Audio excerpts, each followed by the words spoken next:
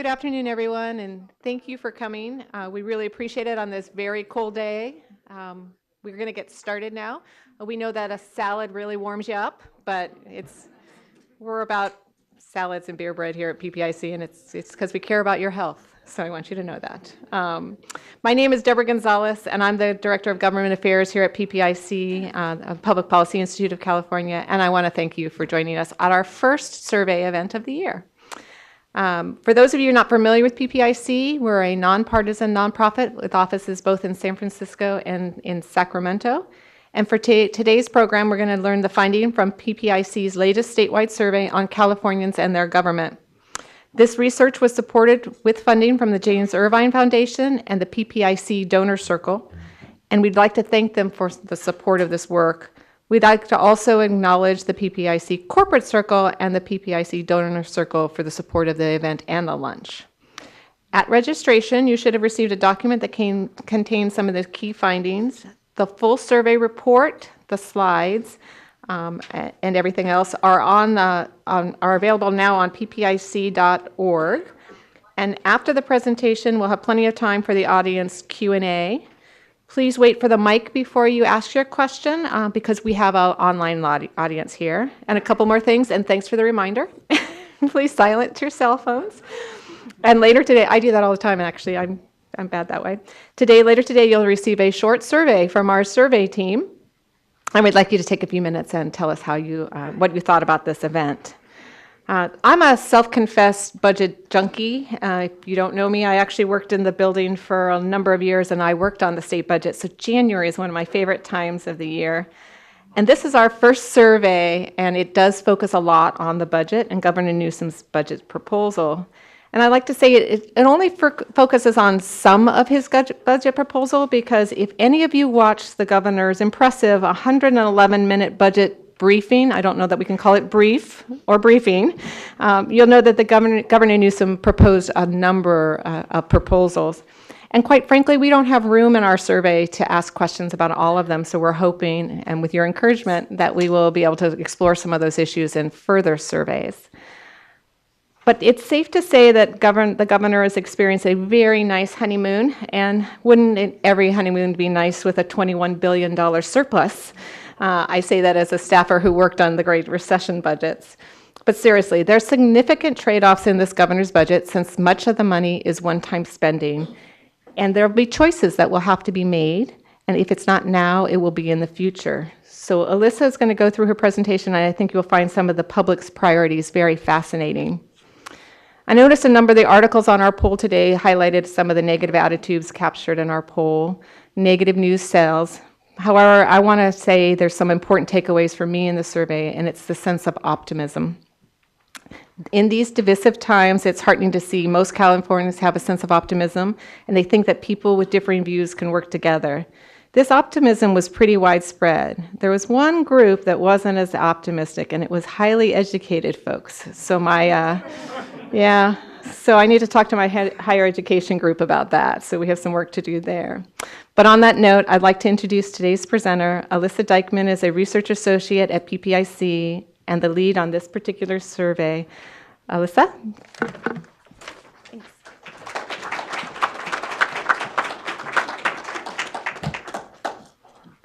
Hi, everyone. Thank you, Deborah, and thank you all for joining us today. Before we begin, I would just like to acknowledge the other co-authors of this survey and report, and that is Mark Baldessari, Dean Bonner, and Luna Lopez. So as a preview of what we will be looking at today, I will first provide some information about PPIC statewide surveys and our methodology, and then go into the two broad sections of our report, which includes state and national issues. As Deborah mentioned, this is sort of the time for the budget, and given that a large focus of the survey is surrounded about the governor's proposed budget, we think this is quite fitting given the meaty surplus and the fact that we are now in the year of the pig. So happy Lunar New Year to that. I'll wrap up with some concluding remarks, and then we'll have plenty of time at the end for Q&A. So the mission of the PPIC Statewide Survey is to provide timely, relevant, nonpartisan data on political, social, and economic opinions. We hope this will inform and improve state policymaking and encourage discussion as well as raise awareness. Since 1998, we have conducted over 170 general, issue, and regional surveys with over 350,000 Californians. We ask all of our questions of Californians overall, and we break down our findings into registered and likely voters. So this survey is part of our Californians in their government series, as Deborah mentioned, which is funded by the James Irvine Foundation and the PPIC Donor Circle. The survey in particular was fielded from January 20th through 29th, which you may be aware that this was during as well as after the partial government shutdown, so we'll definitely have some questions on that. We spoke with over 1,700 Californians, which included about 1,400 registered voters and 1,100 likely voters. We conduct our interviews via live telephone interviews, with 70% coming from cell phone and 30% via landline. The margin of error for our all-adult sample was 3.3, and for our likely voters was 4.0. So as I mentioned, the two main sections of this report include state issues, which include our Californians' views on our state elected officials, the overall mood of the state, and the state budget. Then the back end includes a focus on national issues, including opinions on federal elected officials, California's congressional leaders, the government shutdown, and race and political relations. So let's get into it. So heading into the new year, Californians are welcomed by Democratic supermajorities in both the state Senate and Assembly, and a Democratic governor replacing another for the first time in over a century. So today we get our first read on the approval ratings of our new governor and state legislature. So with Governor Newsom in office less than a month, we find that 4 in 10 Californians and likely voters approve of the way he is handling his job, while about 3 in 10 say they do not know or have not heard enough to have an opinion yet. Just as a side note, Governor Brown's approval rating was similar to Newsom's today when Governor Brown entered office in January of 2011. Today, we find that a majority of Democrats, but fewer independents and Republicans approve of Governor Newsom. And regionally, a majority in Governor Newsom's home region of the Bay Area approve of him, while more than 1 in 3 in other regions approve. Across racial and ethnic groups, majorities of African Americans, Asian Americans, and Latinos approve, while about 4 in 10 whites say the same. Turning to the state legislature, just under half of Californians and likely voters approve of the way it's handling its job. This is similar to what we saw this past December. Today, a majority of Democrats approve, while fewer independents and Republicans say the same. And again, a majority of residents in the traditionally liberal areas of the Bay Area and Los Angeles approve, compared to at least 4 in 10 elsewhere. And across racial and ethnic groups, about 6 in 10 Asian Americans, African Americans, and Latinos approve, compared to 4 in 10 whites. So given our new leaders, what do Californians want our governor and the legislature to work on this coming year? So today we find that more Californians name immigration or illegal immigration as the top issue to work on in 2019.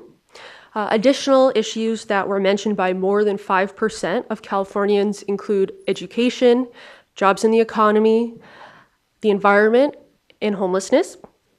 Similar shares of Californians named these as top issues last year. Across regions, immigration is mentioned most frequently in the Central Valley, Orange, San Diego, and the San Francisco Bay Area. In the Inland Empire, residents mention immigration, jobs in the economy, and education equally often. And in Los Angeles, residents are the most likely to mention education, which is not too surprising due to when we were fielding this survey, there were the teacher strikes with the LA Unified School District going on, so that probably had something to do with it. Across parties, immigration is mentioned most often by Republicans, education is mentioned most often by Democrats, and independents equally mention both immigration and education. So today, we find that a record high 2 in 3 Californians say that they think the governor and the state legislature will be able to work together and accomplish a lot in the next year.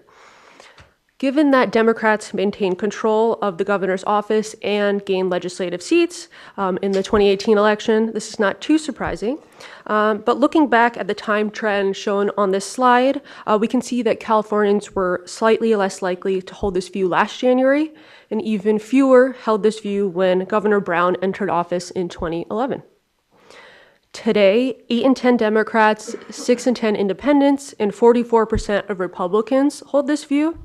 And at least 6 in 10 across regions and across age, education, gender, income, and racial and ethnic groups expect that Governor Newsom and the state legislature will be able to work together and accomplish a lot in this coming year. Now, turning to Californians' outlooks for the state, we find majorities of adults and likely voters think that things in the state are generally going in the right direction. Californians had similar perceptions in December and last January. Today, we find a majority of Democrats say that things are going in the right direction, while far fewer independents and Republicans hold this view. 6 in 10 in the Bay Area and Los Angeles say things are going in the right direction, compared to about half in other regions. Across racial and ethnic groups, majorities of Asian Americans, Latinos, and African Americans, and about 47% of whites think that California is generally going in the right direction. Now, turning to economic conditions, about half of adults and 45% of likely voters say they expect that the state will have good times financially during the next 12 months. Californians, again, had similar perceptions in December, while more had optimistic views last January during a time in which Governor Brown heavily emphasized fiscal caution. Today, a majority of Democrats, 4 in 10 independents, and 1 in 3 Republicans are optimistic. Regionally, a majority in the Bay Area are optimistic, while fewer hold this view elsewhere. Across racial and ethnic groups, majorities of Latinos and Asian Americans expect good times, compared to about 4 in 10 whites and African Americans.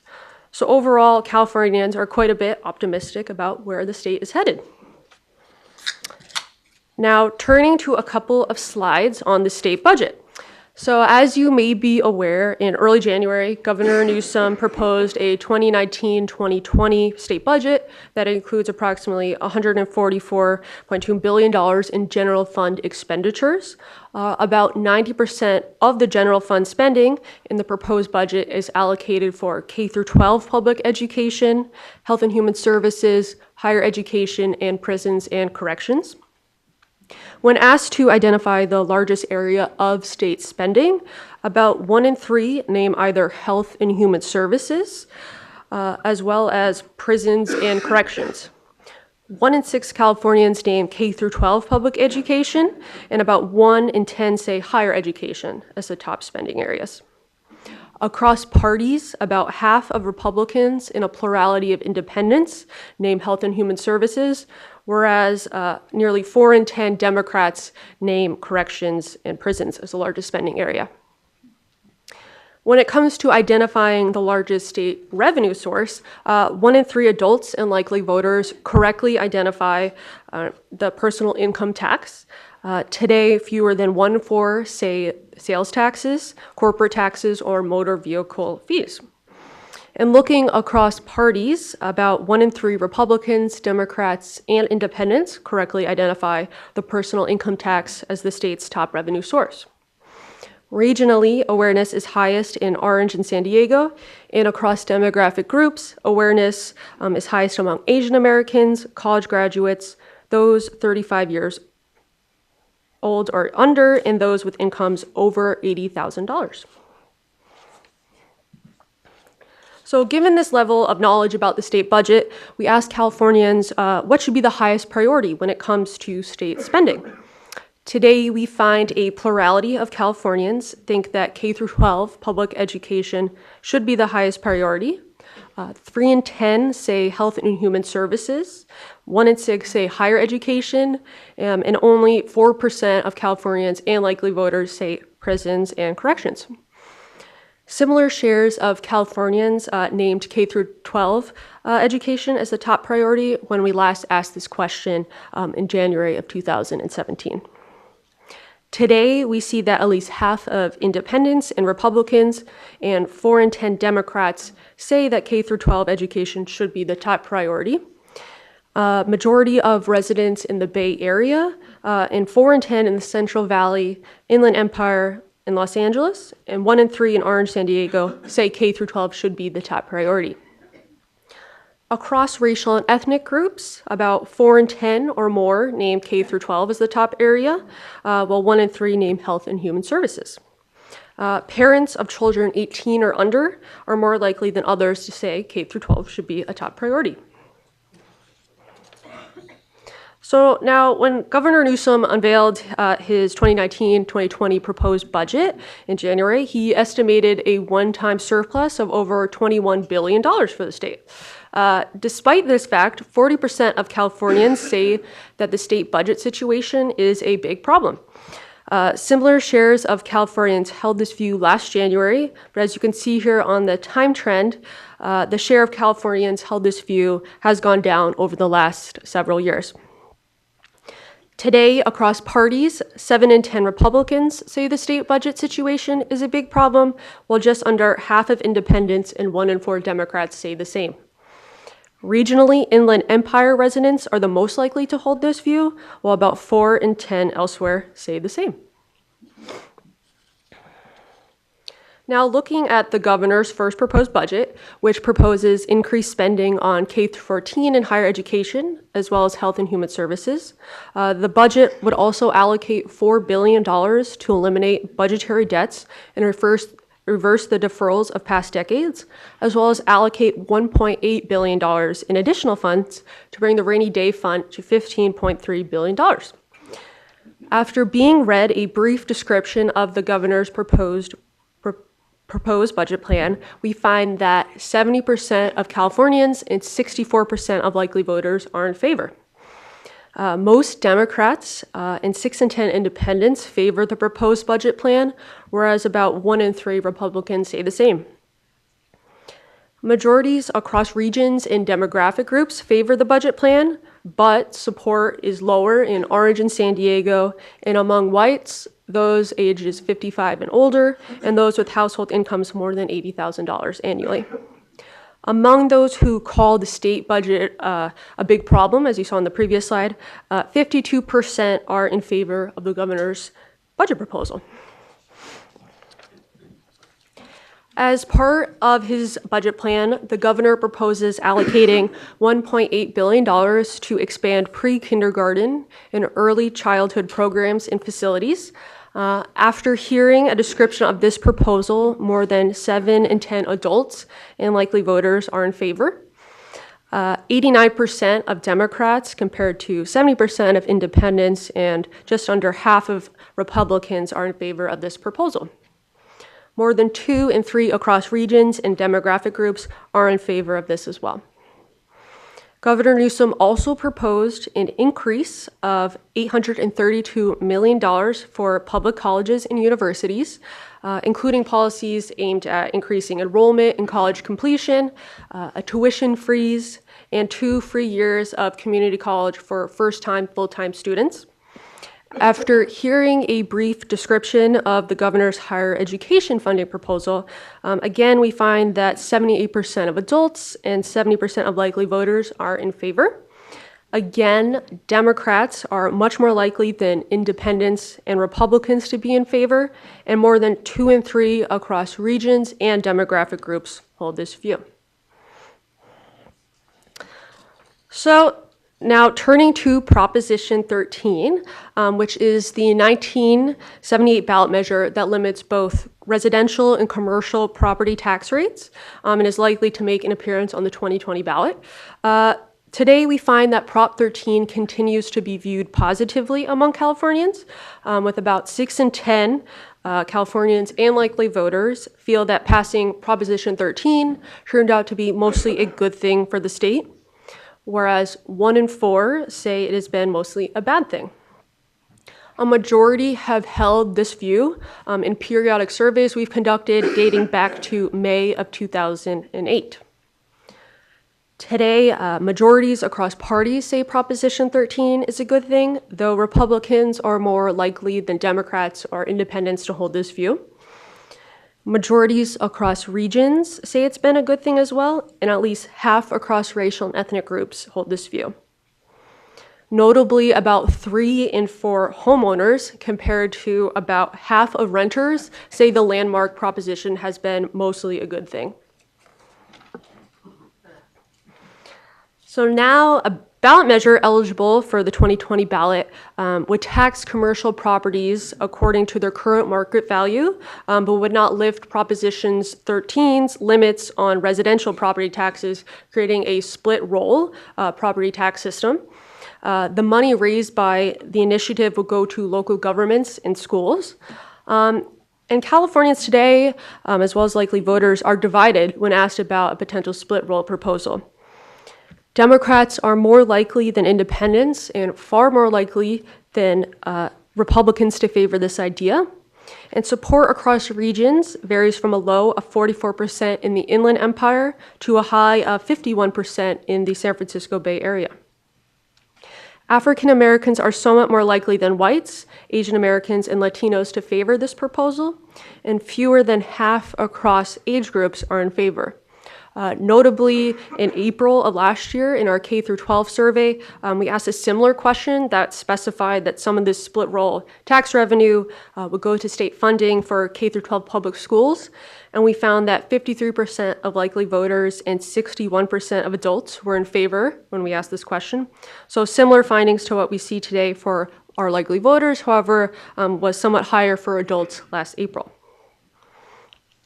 So now we'll look at Californians' perceptions on national issues. Oh well. Okay. Now turning to approval ratings of our federal elected officials. So the light blue mark indicates President Trump's approval rating over time since 2017, and the darker blue line, sorry about this, represents U.S. Congress.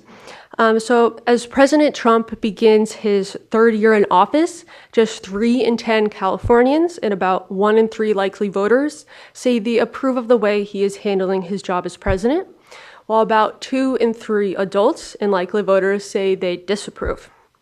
President Trump's approval rating was similar when he first entered office in 2017 and has remained relatively consistent over the years. There continues to be a strong partisan divide on his approval rating, with a strong majority of Republicans approving of the president, while solid majorities of Democrats and independents disapproving. Majorities across all regions disapprove of the way Donald Trump is handling his job, as do majorities across all racial and ethnic groups. And as the 116th U.S. Congress commences, with Democrats in control of the U.S. House of Representatives and the U.S. Senate remaining under Republican control, only a third of Californians approve of the way Congress is handling its job. Approval of Congress is even lower among likely voters, with only 23% of likely voters saying they approve. Approval of the U.S. Congress was similar when we asked this in December and lower last January. Today, we find that majorities across parties and regions disapprove of the way Congress is handling its job. And in a recent Gallup poll, 20% of adults nationwide approved of Congress. Thus, Californians were somewhat more likely to approve. Great. Now, turning to cooperation among our federal leaders, we see quite a bit of a contrast to what we found for our state leaders, in that a record low 1 in 4 Californians and even fewer likely voters, 18%, say that they think President Trump and U.S. Congress will be able to work together and accomplish a lot in the next year. Californians held similar views in January of last year, but were more optimistic in January of 2017 when President Trump first took office. Today, we see majorities across parties do not think the president and Congress will be able to work together. And indeed, strong majorities across regions and demographic groups are pessimistic about the prospect of our federal leaders working together. So in addition to our federal elected officials, we got a read on the approval ratings of Californians' congressional leaders. California is uniquely positioned with both the House Speaker and the House Minority Leader coming from the Golden State. And when asked about House Speaker Nancy Pelosi, we find that about half of adults and likely voters approve of the way she is handling her position. Across parties, a majority of Democrats approve of Speaker Pelosi, while a majority of Republicans disapprove. Independents are more divided on Speaker Pelosi, with 45% approving, 49% disapproving. Regionally, those in the Bay Area and Los Angeles are the most likely to approve of the way Speaker Pelosi is handling her job. And across racial and ethnic groups, African Americans are much more likely than Asian Americans, Latinos, and whites to approve. Women are also slightly more likely than men to approve, and the likelihood of approval increases with rising age. Speaker Pelosi's approval rating was also similar in March of 2007, shortly after she became the first female Speaker of the House. Now turning to Minority Leader Kevin McCarthy, we find about 3 in 10 adults and likely voters approve of the way he's handling his job. 30% of adults and likely voters disapprove, while about 4 in 10 say they do not know or have not heard enough about him to have an opinion yet. As a note, we have not asked about Leader McCarthy's handling of his job in previous surveys. Across parties, we see that a plurality of Republicans approve of Leader McCarthy, whereas a plurality of Democrats disapprove. Independents are more divided, with 33% approving and 34% disapproving. And about a third across regions approve of the way Leader McCarthy is handling his job. Across racial and ethnic groups, Latinos and Asian Americans are more likely than whites and African Americans to approve, and Californians without a college education are somewhat more likely than those with at least some college to approve of McCarthy. So now turning to the outlook for the nation, although Californians are optimistic about the outlook for the state, they feel quite differently about the nation. So as opposed to about half of Californians who said the state is going in the right direction, only 3 in 10 say the same for the United States. The belief that things in the U.S. are going in the right direction was similar in December of 2017 when we last asked this. And today, majorities of Republicans, but far fewer independents and Democrats, say that things in the U.S. are headed in the right direction. Fewer than 4 in 10 across regions say things are going in the right direction, while those in the Central Valley are the most likely to hold this view. Notably, across racial and ethnic groups, only 6% of African Americans say things in the U.S. are going in the right direction, compared to at least 3 in 10 whites, Latinos, and Asian Americans. So there's quite a difference there. So following the November midterm elections, we find that 2 in 3 adults think that the switch in control of the House of Representatives from Republicans to Democrats will lead to some or a lot of change in the way things are going in the country. Findings are similar among our likely voters as well. And though majorities across parties expect at least some change, Democrats are far more likely than Republicans and independents to say the switch will change the way things are going. Majorities across regions and demographic groups expect the switch in control will lead to at least some change, and similar shares of adults nationwide expected at least some change in the way things are going, according to a November Pew Research Center poll. So, as I mentioned before, our survey was fielded during an interesting time, which was the partial government shutdown. And so, given this post-election battle over President Trump's signature campaign promise of a wall and the subsequent partial shutdown of the government, we found that 64% of Californians said that they think President Trump and Republicans in Congress were mainly responsible for the shutdown, whereas only 24% say Democrats in Congress were mainly responsible. Since we began interviewing survey respondents on January 20th, and thus we're able to interview Californians during and before, we were able to break our findings between during and after. And we found findings were similar during the shutdown, as well as once it had ended.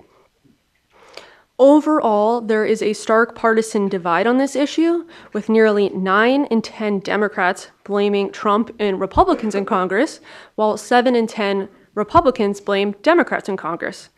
Half of independents think Trump and Republicans were responsible, and 33% blame Democrats. Among racial and ethnic groups, whites are the least likely to say Trump and Republicans were responsible.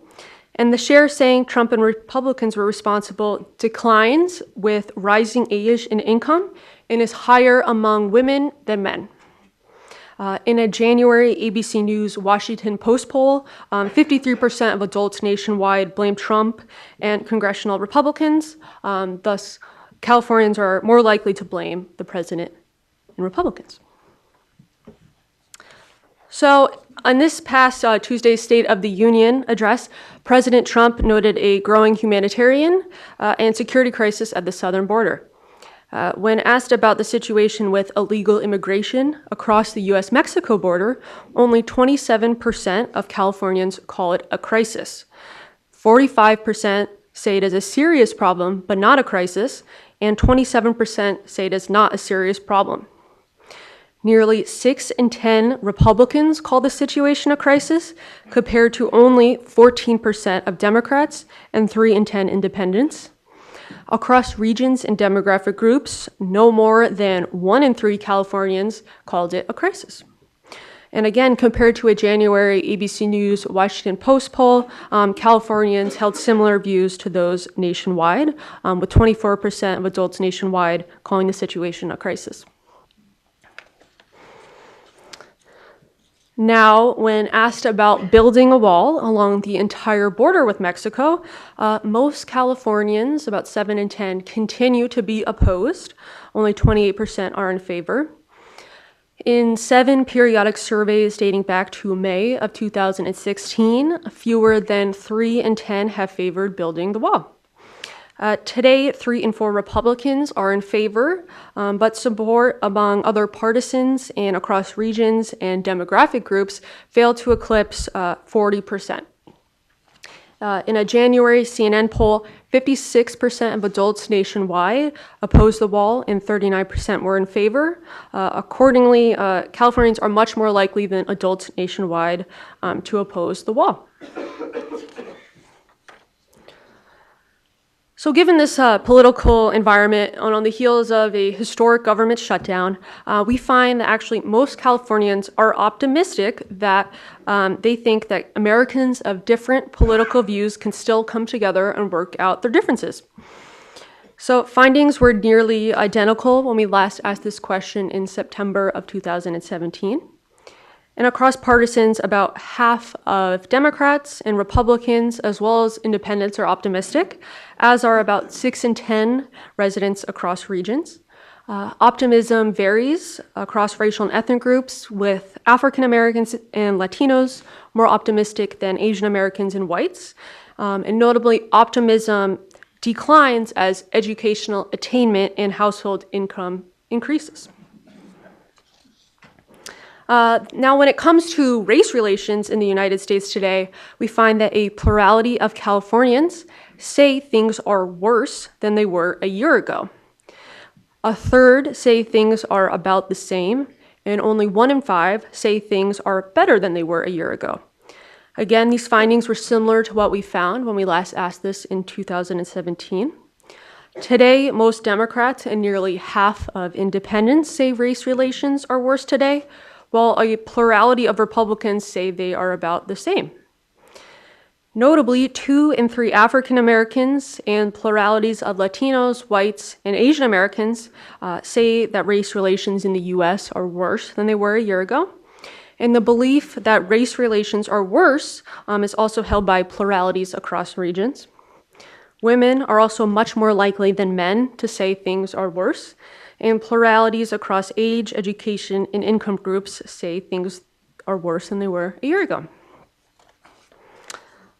So let me wrap up and bring up some key points, and then we can open it up for questions. So in conclusion, a plurality of Californians approve of the new governor, and about half approve of the state legislature. With a Democratic governor and Democratic supermajorities in both state chambers, a record high share say state leaders will be able to work together and accomplish a lot this year.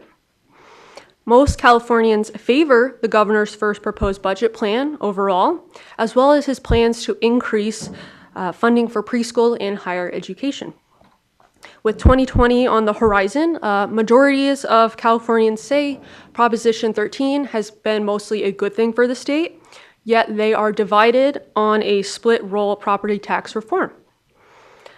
Coming off the heels of a historic federal government shutdown, most Californians say President Trump and Republicans in Congress were responsible for its closing. Majorities of Californians disapprove of President Trump and Congress, and in contrast to our state leaders, a record low share say federal leaders will be able to work together and accomplish a lot in the coming year. And finally, immigration is on top of mind of many Californians, with Californians viewing immigration as the top issue facing the state, and majorities across regions opposing building a wall along the entire border with Mexico. So at this point, I'd like to open it up for questions, but please be sure you wait for a mic from one of our friendly staff. Thank you.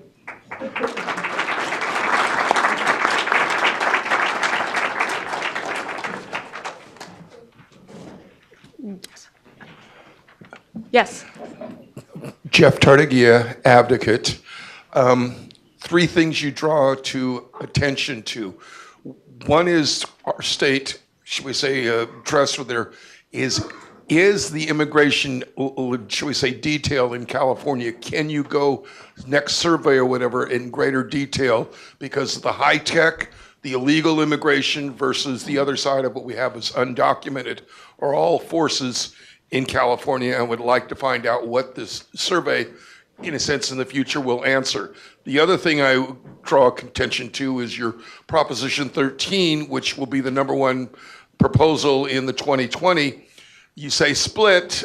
Can you work at some better detail in what regards in that manner? Because you just had a senior survey saying that housing seniors are not moving out, so it's having a housing impact. Great. So in regards to your first comment about immigration, obviously immigration is on the top of mind of Californians in our survey as well. We'll definitely be looking to ask about immigration policy moving forward, definitely throughout this year. Just given due to limited time and resources, we were unable to go into further depth on immigration questions, but that's something we'll definitely be looking back to, definitely. And then in regards to the split roll, so in general, just our question is a tracking question, and it's as follows. So it's under Proposition 13, residential and commercial property taxes are both strictly limited. What do you think about having commercial properties taxed according to their current market value? Do you favor or oppose this proposal?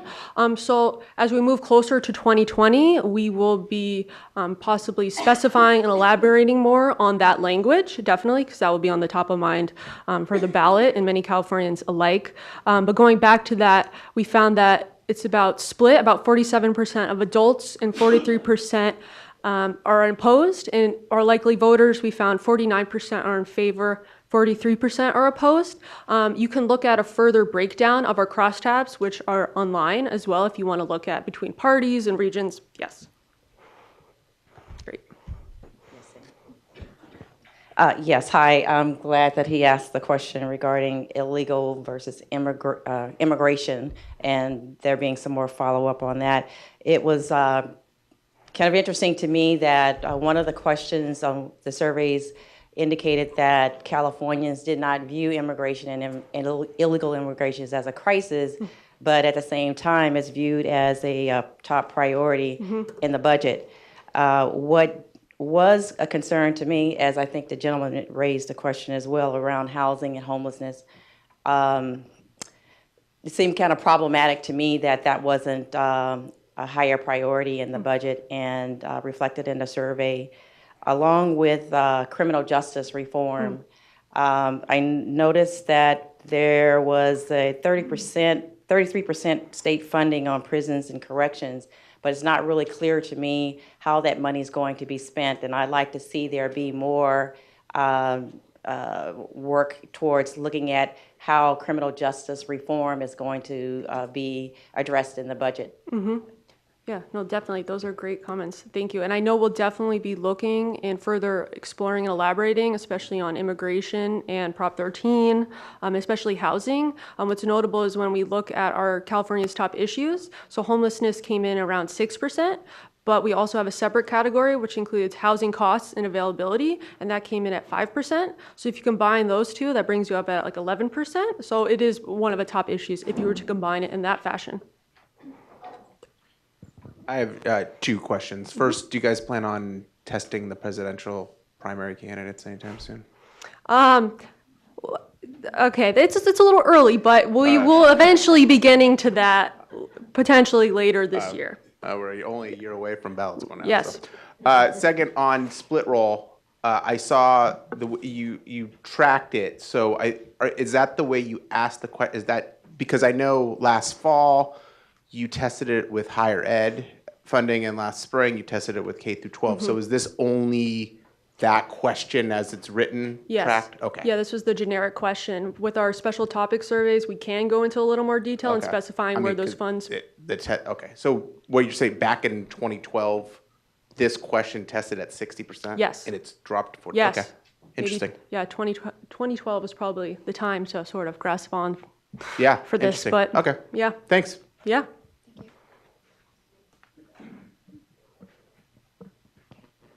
So my question is actually also on immigration, and thank you for the presentation. In that priority, you kind of merged immigration and illegal immigration. I'm just wondering if you can speak to what was the relative proportion within that? How many folks responded with immigration versus illegal immigration? Obviously suggests very different perspective on the topic. Yeah, definitely. Just due to sample sizes, we combine those two groups. But I mean, for instance, I know people will maybe mentioning in regards to illegal immigration, they'd be like, remove the sanctuary city policies and whatnot, but we can't do it at our sample size, go into further breakdowns. But we'll definitely be looking further into the immigration policy topic this year.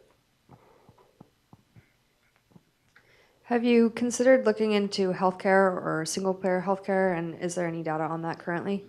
Yeah, so I think we last asked about healthcare and a single payer and just ACA favorability back in October, and sort of given the state and the governor's agenda, we'll definitely be coming back to healthcare as we move towards this year. Okay, that's it. Thank you all for coming. Oh, you can.